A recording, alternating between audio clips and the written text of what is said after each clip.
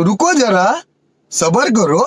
जब इंटेलिजेंस ने, कर्नाटक की इंटेलिजेंस ने इस बारे में जब पता लगाया कि आखिर ये हिजाब वाला मुद्दा क्या है, तो आपको बता देता हूँ कि दक्षिण भारत के अंदर पीएफआई यानी पॉपुलर फ्रंट ऑफ इंडिया नाम का एक संगठन है, जिसका एक स्टूडेंट विंग भी है, कैंपस फ्रंट ऑफ इंडिया यानी कि सीएफआई।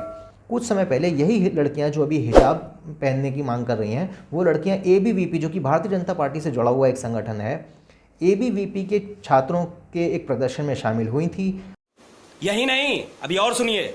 उनका वामपंथी लॉजिक अपने आप ही फेल है कि आप बात कर रहे हैं कि यदि एक डेमोक्रेटिक देश हो, यदि एक सेक्युलर देश हो, तो वहाँ पर लोगों को हिजाब पहनना चाहिए सेक्युलरिज्म के नाम पर, और यदि कोई इस्लामिक देश हो तो वहाँ पर धर्म के नाम पर हिजाब पहनना चाहिए। यानी परिस्थिति कुछ भी हो, केवल हिजाब ही पहनना ज़रूरी है हर परिस्थिति में। तो इस तरीके की सोच दिखाकर बॉलीवुड में शबाना आज़मी ये साबित करते हैं कि इंग्लिश बोलने से कोई बहुत बड़ा कलाकार, कोई बहुत बड़ा बुद्धिजीवी नहीं हो जाता।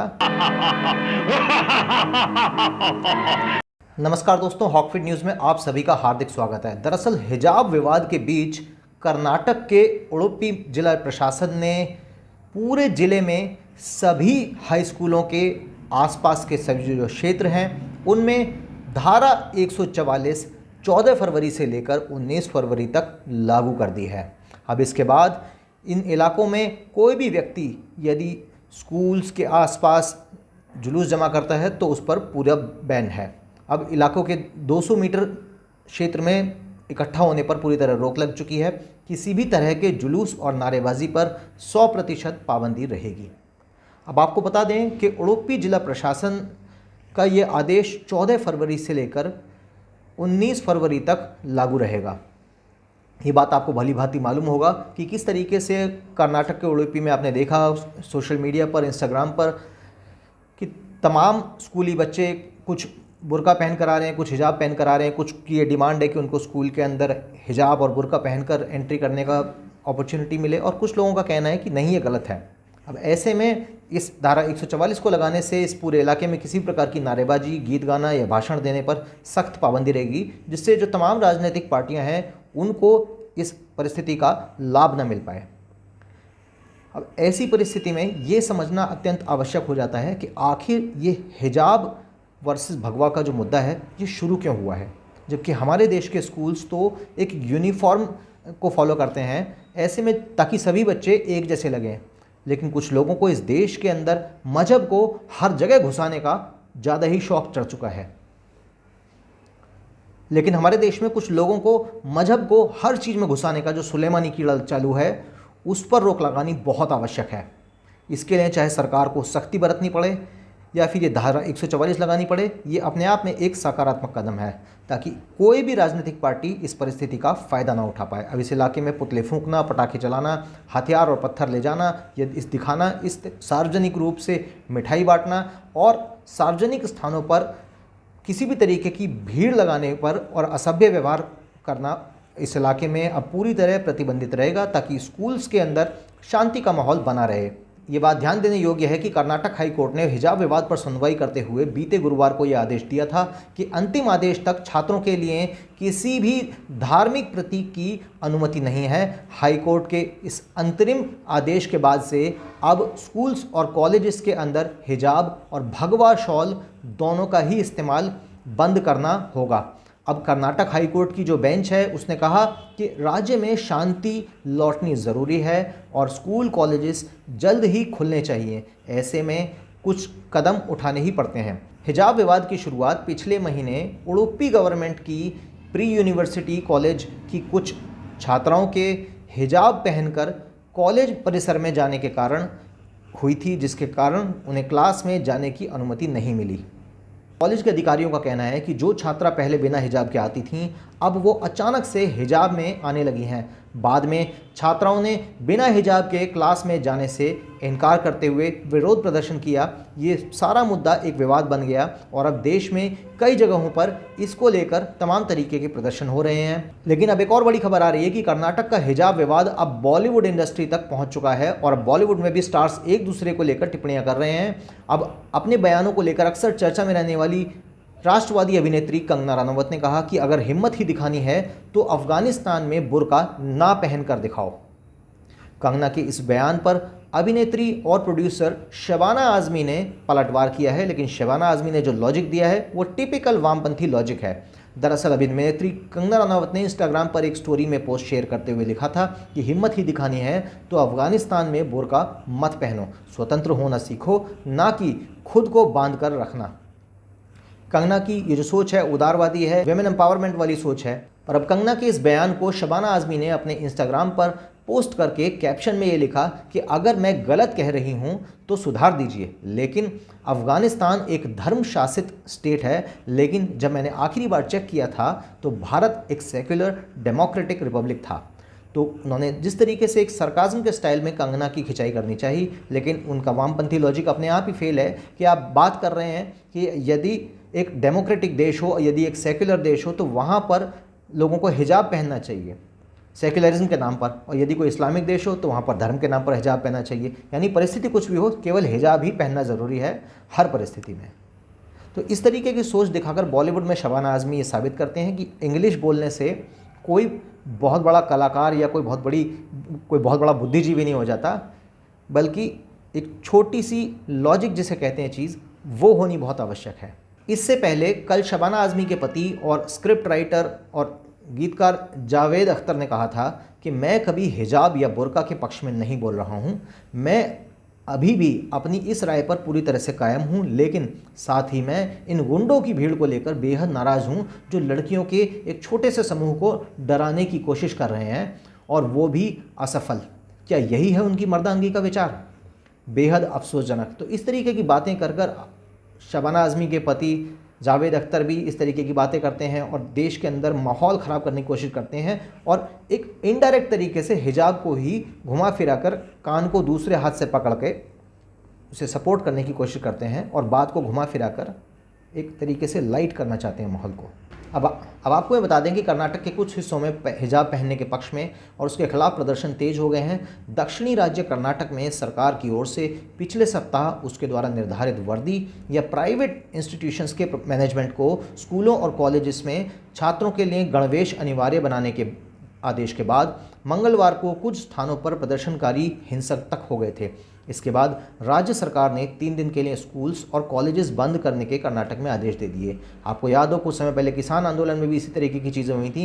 पहले किसान आंदोलन के नाम पर भीड़ इकट्ठी करी गई, फिर वहाँ पर आपने देखा किस तरीके से लूटपाट हत्याएं तक किसान आंदोलन के अंदर हुई और कुछ अराजक तत्वों ने जिस तरीके से किसानों के आंदोलन को हाईजैक कर लिया था, कुछ वैसी ही परिस्थिति अब ऐसी यहाँ पर बनती जा रही है कि अब ये मुद्दा राजनीतिक होता जा रहा है। बॉलीवुड से लेकर राजनीतिज्ञ तमाम लोग इसके ऊपर अपनी टिप्पणियाँ दे रहे हैं और कुछ लोग अपना इसमें राजनीतिक हित साधना चाह रहे हैं और कुछ लोग जो भारत के अंदर खलीफा का शासन चाहते हैं, जो भारत के अंदर इस्लामी शासन चाहते हैं, ऐसे लोग भी इस मूवमेंट का पूरा फ़ायदा उठाना चाह रहे हैं और कहीं ना कहीं ऐसे लोग ही इस तरीके के मूवमेंट्स को एक हवा देते हैं, एक शेप देते हैं। तो इन बातों को समझना अत्यंत आवश्यक है। और जिस तरीके से हमारे देश के अंदर लोगों को बहका कर फुसला कर ऐसे आंदोलन खड़े किए जाते हैं, ये अब कोई नई चीज़ नहीं है। किसान आंदोलन में इस पूरे देश ने देखा कि किस तरीके से भोले भाले किसानों का बहलाकर फुसलाकर उनका दुरुपयोग भी कई जगह पर किया गया। अब इसके अलावा एक बात और आपको बताना चाहता हूँ इस हिजाब मुद्दे से रिलेटेड। मैंने कल ही टीवी पर एक डिबेट देखी थी, इंडिया टीवी के रजत शर्मा की, शायद आपने ना देखी हो। आप यूट्यूब पर जाइएगा और उस डिबेट को देखिएगा। और रजत शर्मा जी ने ये कहा कि जब इंटेलिजेंस ने, कर्नाटक की इंटेलिजेंस ने इस बारे में जब पता लगाया कि आखिर हिजाब वाला मुद्दा क्या है, तो आपको बता देता हूँ कि दक्षिण भारत के अंदर PFI यानी पॉपुलर फ्रंट ऑफ इंडिया नाम का एक संगठन है जिसका एक स्टूडेंट विंग भी है, कैंपस फ्रंट ऑफ इंडिया यानी कि CFI। कुछ समय पहले यही लड़कियां जो अभी हिजाब पहनने की मांग कर रही हैं, वो लड़कियां ABVP जो कि भारतीय जनता पार्टी से जुड़ा हुआ एक संगठन है, ABVP के छात्रों के एक प्रदर्शन में शामिल हुई थी। और जब वहाँ के रेडिकल संगठनों को ये बात पता चली तो उन्होंने उन लड़कियों के घर पे संपर्क किया कि आखिर ये नॉन मुस्लिम विचारधारा की पार्टी से जुड़े हुए संगठन के विरोध प्रदर्शन में क्यों शामिल हुई, और अगर आपको कुछ करना ही है तो इस्लाम के लिए कीजिए। अब हुआ ये कि उन लड़कियों के पेरेंट्स के ऊपर मजहब का हवाला दे के उनको जिस तरीके से बरगलाया गया, और वो लड़कियां जो कल तक ABVP के प्रोटेस्ट में भाग लेती थीं, वो मुस्लिम लड़कियां पर्टिकुलरली, और जो हिजाब भी नहीं पहनती थीं, उन लोगों के बहलाने फुसलाने और रेडिकलाइजेशन के कारण अब वो लड़कियां भी हिजाब पहनकर कर्नाटक में लड़ने मरने तक को तैयार हो रही हैं। तो आप समझ सकते हैं कि किस तरीके से कुछ संगठन हैं, कुछ कट्टरवादी सोच के, जो इस देश के बच्चों की ब्रेन वॉशिंग करते हैं, और ऐसा नहीं है कि हर व्यक्ति सोच से कट्टर होता है। उसको कुछ ऐसे संगठन हैं, कुछ ऐसे ग्रुप्स हैं, कुछ ऐसे रिलीजियस स्कॉलर्स हैं जो रेडिकलाइजेशन, कट्टरवाद, चरमपंथ जैसी सोच बच्चों के अंदर भरते हैं। यही हमने जेएनयू में भी देखा, यही कर्नाटक में भी हो रहा है, और देश के तमाम हिस्सों में इस समय एक सऊदी जैसे देशों से आने वाली फंडिंग के द्वारा मुस्लिम बच्चों को पर्टिकुलरली टारगेट करके उनका रेडिकलाइजेशन किया जा रहा है, जो कि आने वाले समय में देश की एक डेमोक्रेटिक व्यवस्था के लिए बहुत खतरनाक बन सकता है।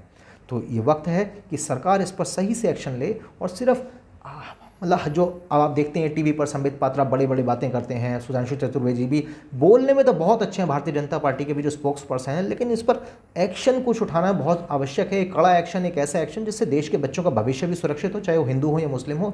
साथ ही साथ देश के अंदर कोई माइका लाल देश विरोध की और इस देश की संस्कृति के विरोध में कोई बोल ना पाए, इस बात को इंश्योर करना बहुत आवश्यक है। और इसी कारण से लोग, और विशेषकर इस देश का जो बहुसंख्यक समाज है, वो इसीलिए वोट देता है कि इस देश के अंदर शांति का माहौल बना रहे, सभी धर्मों के बच्चे अपने पढ़ते लिखते रहें, कोई रेडिकलाइजेशन ना हो, और लोग अपना आराम से उन्मुक्त होकर व्यापार नौकरी सब करते रहें। यही एक मानव का एक मतलब उद्देश्य है, एक सभ्य समाज के मानव का। लेकिन इस देश के अंदर तमाम पॉलिटिकल पार्टियां ऐसी हैं, तमाम ऐसे लीडर हैं। हम बात करें ओवैसी की भी, तो ओवैसी भी उन्हीं लीडरों में से हैं जो लगातार इस्लामिक रेडिकलाइजेशन का एक एक्सप्लॉइट करते हैं उस चीज़ को, और रेडिकलाइजेशन के माध्यम से ही अपना एक वोट बैंक सिक्योर करना चाहते हैं। इसलिए ओवैसी जैसे लोग इस तरीके के बयान दे रहे हैं। आज आपने देखा होगा टीवी पे ओवैसी कह रहे थे कि एक दिन आएगा इस देश के अंदर जब इस देश की प्रधानमंत्री हिजाब पहनेगी, यानी वो इस देश को इस्लामिक देश बनाना चाहते हैं कि इस देश की प्रधानमंत्री कोई मुस्लिम महिला हो। समझ से इस बात से नहीं कि एक मुस्लिम महिला हो, लेकिन यदि ओवैसी जैसे लोगों की मंशा ये है तो ज़रूर इसके अंदर एक बहुत बड़ी साजिश है। इसको बस एक थिन लाइन है, इसको समझना है। जो समझ गया वो ये बात ज़रूर जान जाएगा कि इस देश को किस तरीके की विचारधारा के प्रति ढकेला जा रहा है। अब आप देखेंगे थोड़े समय बाद टीवी पर, सोशल मीडिया पर बड़ी बड़ी जो वामपंथी एक्ट्रेसेस हैं वो कहेंगी आई सपोर्ट हिजाब, आई सपोर्ट हिजाब। बहुत सी हिंदू लड़कियां आ जाएंगी इंस्टाग्राम पे, आप देखना, वो हिजाब पहनकर कहेंगी आई सपोर्ट हिजाब। वुमेन एम्पावरमेंट का ड्रामा होगा। आप देख ही रहे हैं कांग्रेस जिस तरीके से फेमिनिस्ट टाइप के एडवर्टाइजमेंट चला रहे हैं, स्कूटी देंगे, मोबाइल देंगे, पिंक कलर के उनके एडवर्टाइजमेंट रहते हैं ऑनलाइन। तो कांग्रेस इस समय भविष्य में, कांग्रेस जानती कि फिलहाल कांग्रेस का कोई वर्तमान तो है नहीं, तो भविष्य की तैयारी कर रहे हैं। लेकिन जो तैयारी इस समय कांग्रेस कर रही है वो एक फेमिनिस्ट अप्रोच बना रहे हैं।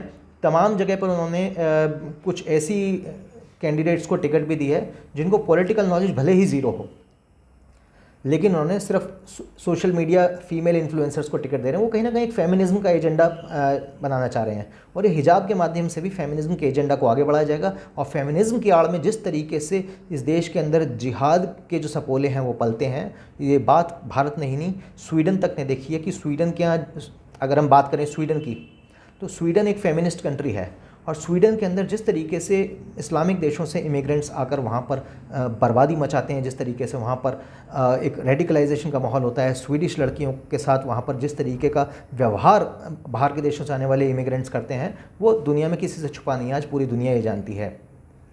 परंतु फेमिनिज्म का ये जो बुखार है ये वेस्टर्न कंट्रीज से भारत के अंदर भी आ चुका है। और नारी सशक्तिकरण यानी कि वुमेन एम्पावरमेंट की बात मैं भी करता हूँ, और एक फेमिनिस्ट जो एजेंडा है वो केवल वुमेन एम्पावरमेंट का नहीं है। It's less about women empowerment and it's more about weaponisation of female energy and weaponising for a dangerous cause. और फेमिनिज्म का एजेंडा जिस तरीके से वामपंथियों और जिहादियों के द्वारा इस्तेमाल किया जा रहा है पूरी दुनिया भर में, ये प्रोपेगेंडा अब अपने आप ही खुद ही एक्सपोज होता जा रहा है। अब समय है कि आप वुमेन एम्पावरमेंट और फेमिनिज्म के बीच का डिफरेंस समझें। अभी के लिए केवल इतना ही। जय हिंद, जय भारत, नमस्कार।